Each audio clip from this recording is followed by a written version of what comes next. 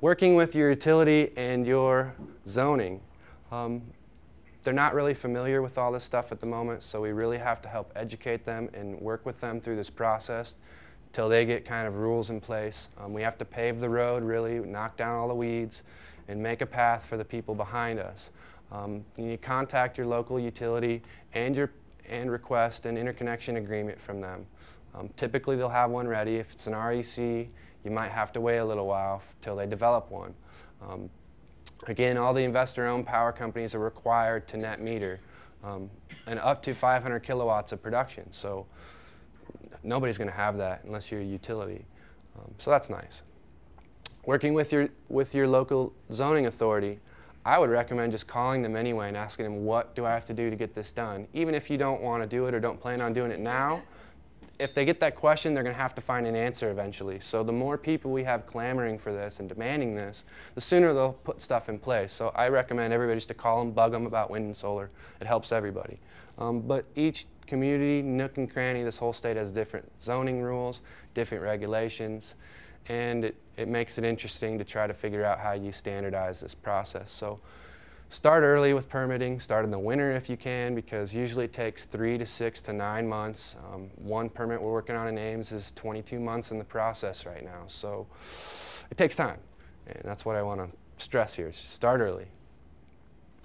And there's some nice incentives we have available right now to us. There's a federal tax credit for 30% of the total cost of the system for wind and solar. I think the wind's good till December 2010 and the solar's written till 2016. Those are huge incentives. There's also a USDA grant that will provide loans and programs for farms and businesses in Iowa of up to 25% of the cost before the incentive, and then you get 30% off the balance. I believe that's how it works. But there's information can be found at Desire, D-S-I-R-E, USA.org, and they'll actually have all the information on energy efficiency rebates, power company rebates, very detailed incentive site. The Iowa Energy Center also has a revolving loan program. It provides half the cost of the loan at 0% interest for the life of the loan. It's like free money. So there's a lot of incentives out there for us to take advantage of. Geo Earth temperature is solar energy. The top 200 feet or so of the Earth is all heated by the sun. And because of our atmosphere, the thermal mass of the Earth's crust has maintained that temperature at a depth of about 7 or 8 feet, around 50 degrees, maybe as high as 55, depending on what it is. That varies near the top, but geothermal is just solar energy. In fact, all the energy we use on the whole planet, with the exception of nuclear, is solar energy. Everybody uses solar. We just use it in different forms than what we heard about this morning. Geothermal, everybody thinks of heat pumps, and that's an important thing we're going to talk about. But the easiest way to use it is passively. Stick your house down in the 50-degree medium. Instead of 10 below zero in February, it might be at the basement level or down at the bottom, 50, 55 degrees. At the top, it might be closer to that 10 below. If you insulate on the outside, the whole basement, the whole thermal mass, stays about a constant temperature of about 2 or 3 degrees cooler than the room. So 65 degrees in a 70-degree room, something like that. Huge way to use it. And even with basements. But if you have any sort of a south-facing slope of any kind, or you can create one, stick part of your house down in it. It's there. The one that everybody knows about and thinks about is geothermal heat pumps. And it's a wonderful resource. A geothermal system is typically 350 to 400% efficient. That means for every kilowatt, about 3,400 BTUs you put in it, you get about 10 to 12,000 BTUs back out the other side. Pretty good deal. The problem is the cost. If you build your house right from the beginning, you can't afford a furnace. I haven't put furnaces in any of my houses since 1980. We have to have some backup heat, but not a furnace system. So anyway, also, you get the benefit of that 50-degree earth temperature in the summertime if you take advantage of it. If you build your house right, you can actually benefit from a passive cooling effect. If you store rainwater for reuse, which we're starting to do, I've done it in several houses now that I've designed, it keeps that rainwater at a really good temperature. You can actually circulate rainwater through radiant heating tubing in the summertime for radiant cooling. Again, it's another way to use geothermal. And obviously, the old-fashioned stuff, it still works. If you've got a room downstairs that you can leave uninsulated and you grow garden or whatever, use that earth temperature to store your vegetables. And of course, it's also a good place to hide when Iowa gets its nasty nose going. Typical residential system is going to cost, somebody might know the numbers, between $15,000 and $25,000. Am I pretty close? Yeah, well, that's an awful lot of money. You can put half that into the envelope and not need it at all. So this is where I think geothermal really shines. I should say in residences that are real large and need retrofitted, geothermal might make sense. If there's nothing else you can do to make the existing building much better, geo might make sense. But that's the only place I would ever consider it in residential use. Types of systems if you're going to use a geothermal heat pump. There are 3 ways to do it. One is to dig a trench and put coils inside, bury it again. Another one is to drill vertical wells, typically about 100 feet deep. And the third one is directional boring. With one of those fancy directional boring machines that you've probably seen, they can actually go underneath buildings. They can go anywhere you want.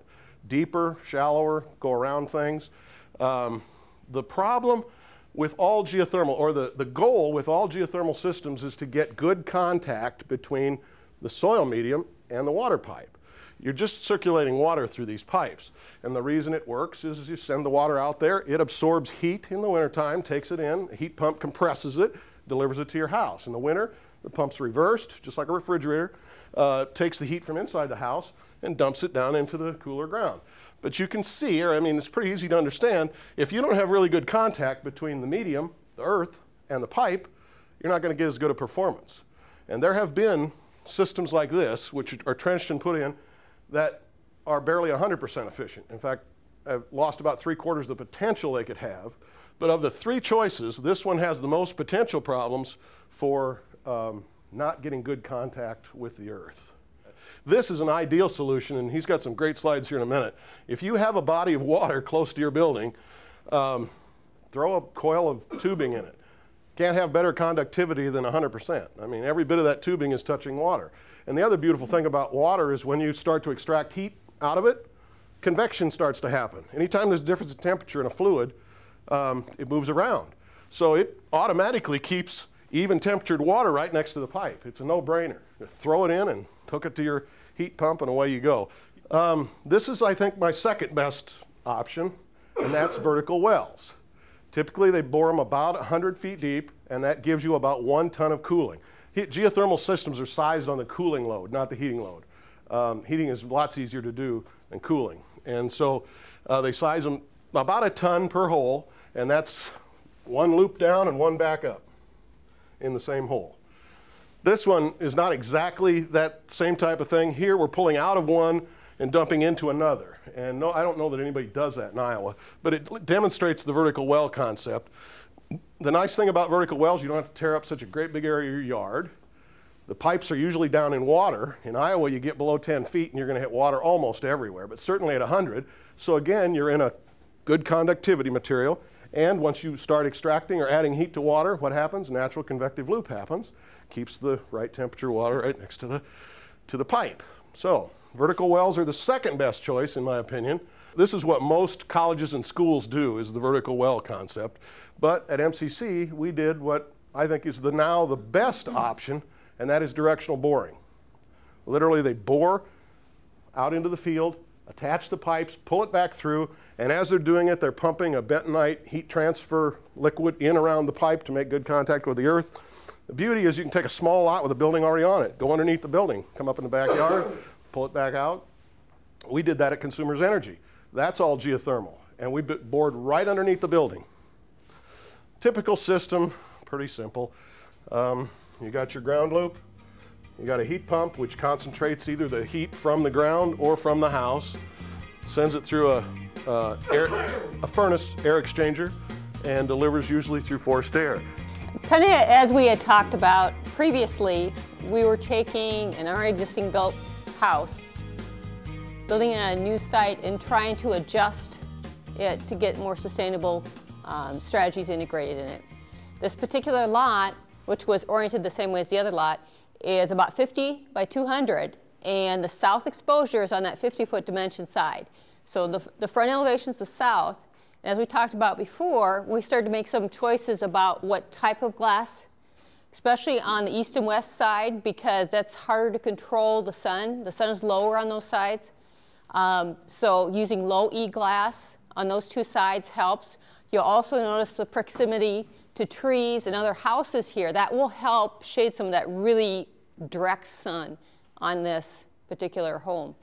And then you'll notice as you walk out, or if you notice when you walked in, there's a little eyebrow. There's just a little bit of an overhang over this window.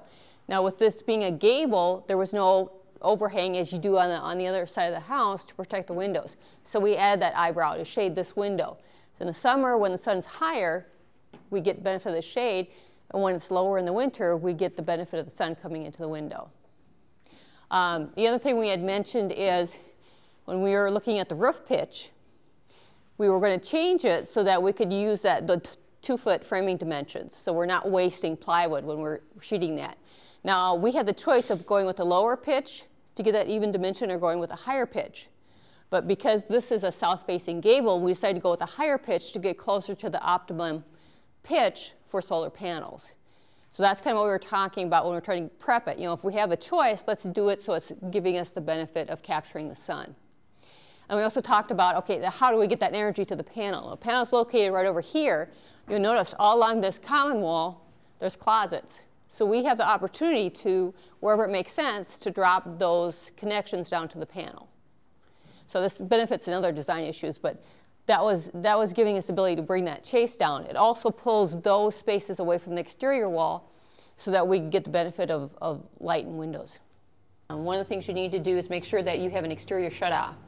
Should the firefighters come and need to fight a fire, they want to make sure they're not electrocuted. So they have the ability to shut that power off.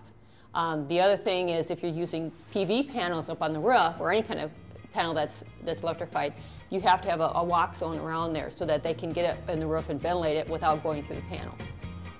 So what we've just learned about alternative energy is what options we have available, how to properly size a system, and how to accommodate that in your home. We want to make sure that we have the availability as far as options. In this particular case, because it was an infill lot, we didn't have the option for wind power. On our next segment, we're going to be covering indoor air quality, interior decorating, and some ventilation issues. We really want to be focusing on a healthy home as well as a green home, and so we're going to spend a lot of time on that on the next segment.